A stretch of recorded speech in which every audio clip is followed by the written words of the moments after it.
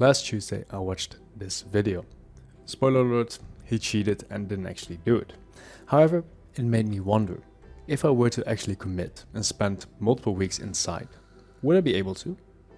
But then it hit me. I can do it. In GTA. And the fact is, I have done it. A lot. But I never quite came close to the top times. But why? Racing as a basic thing, whether it's GTA or real life, has a number of complexities you need to understand and master to get a fast lap time. First of all, you need to remember the track. This means knowing all the braking points, turning points, acceleration zones, small curbs, bumps, or anything that could unsettle the car. But then you also have to master this, because just knowing where to turn in doesn't mean you will automatically nail it every time. Then there are the car specific aspects. You need to know how to handle every aspect of the car, whether it is the stability while cornering or its tire grip while accelerating. Every little detail is important, especially if you want to master a track. Now imagine you spent a week on the same track. You mastered all of these little aspects. You brake at the right time, hit the apex, accelerate with perfect control, but then you look at the time and you're still missing half a second. How are they getting this extra time? In real life, there are a bunch of tiny things that can add up to make a difference. Your car could be set up different, your tire pressure is different, the track temperature was different, your steering input was too aggressive, you used too much of the tire in the first half of the lap, and many more minuscule things. However, GTA lacks a lot of these tiny details that make real life racing so complex. So what would happen if we did the same week but in GTA 5? We would end up 5 seconds behind. Yes, that is not a typo or an over-exaggeration. Actually, it might even be an under-exaggeration. But how is this possible?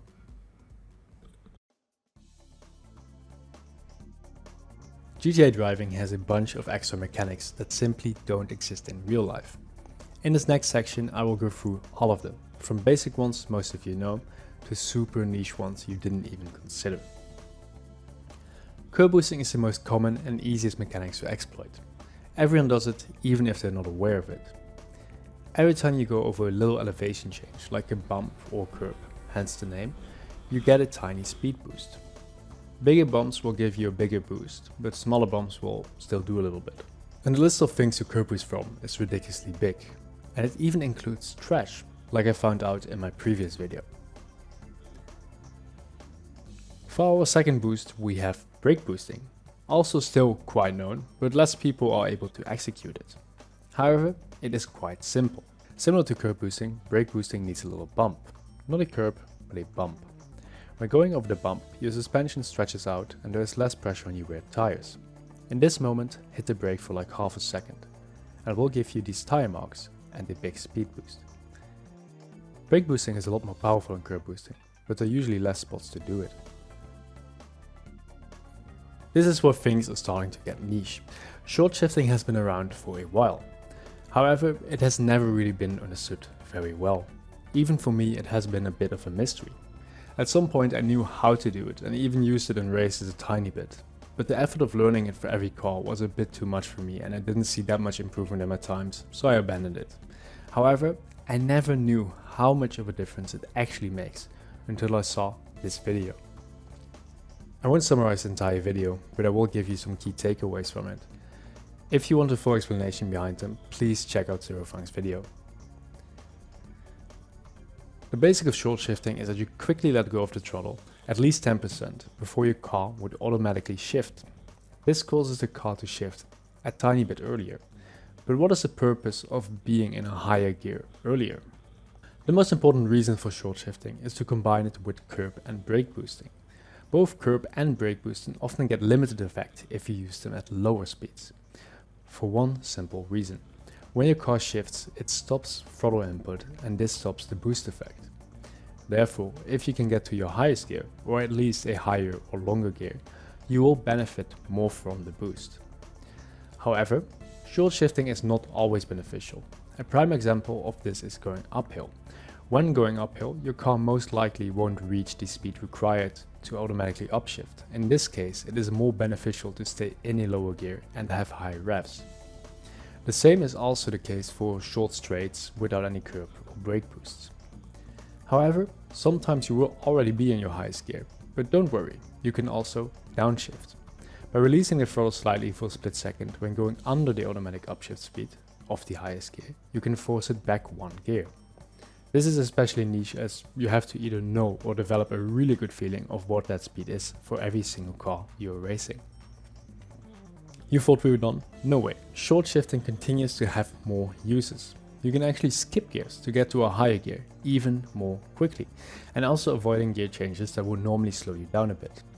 To skip a gear, you wait a bit longer before short shifting. So for example, you stay in 5th gear a bit longer, and then when you hit the minimum speed required to shift into 7th gear, you hit the short shift.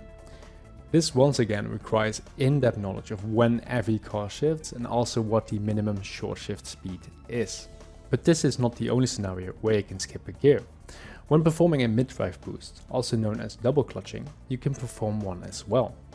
First things first, to mid-drive boost you press your accelerator, and when in the high rev range for 2nd gear, you press the handbrake for a split second. This will give you a boost and usually brings you from 2nd to 4th.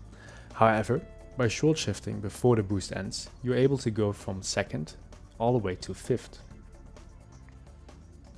Most of you probably already knew that brake boosting and curb boosting make a big difference. However, combining these boosts with short shifting is what really makes a big difference in the end. This tiny difference in shifting is really that difference of having good lap time and the elite level lap time.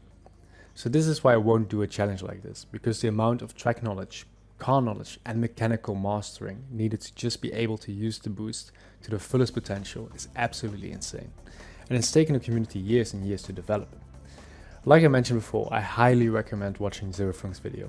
I purposely kept the explanations of the short shifting very brief, because first of all it takes super long to explain, and secondly I don't want to just steal Zerofunk's video. So if you're interested and want to fully understand these mechanics, please go watch Zerofunk's video. I promise you won't be disappointed.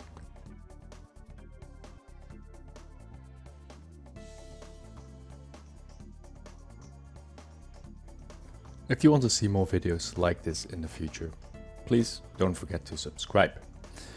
I really appreciate all the support on my last 2 videos with a similar editing style.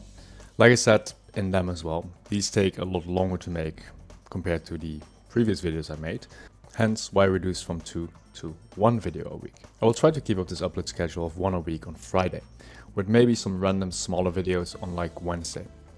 I hope you enjoyed this video and hopefully I'll see you next week.